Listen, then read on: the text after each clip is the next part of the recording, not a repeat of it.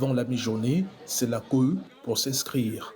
Devant la mairie du 3e arrondissement de Libreville, il faut s'armer de patience. La file d'attente en cette veille de fin d'enrôlement est interminable.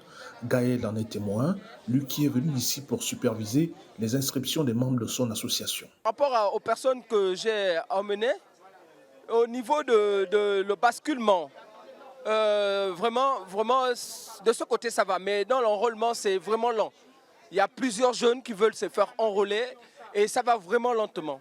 L'opération ne dure que quelques minutes et pourtant, comme chaque année, les irréductibles retardataires attendent au dernier moment. Les premiers jours, c'était full. On s'est dit que les derniers jours aussi, ce sera peut-être dégagé.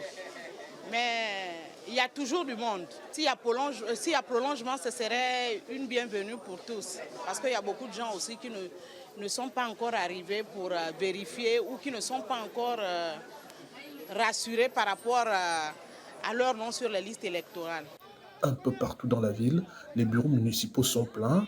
C'est bien la preuve que la communication autour de cette étape cruciale avant les élections a bien fonctionné. Jocelyne Makita est adjointe au maire du 3e arrondissement de Libreville. Les néo-électeurs sont là et ceux qui viennent également pour le basculement sont là. Et la mairie joue son rôle d'accompagnement en ce qui concerne la légalisation des actes d'état civil pour faciliter l'enrôlement de nos compatriotes. Et si nous n'avons pas la possibilité de boucler avec la masse actuelle, nous allons solliciter l'indulgence du gouvernement en vue d'une prolongation des enrôlements.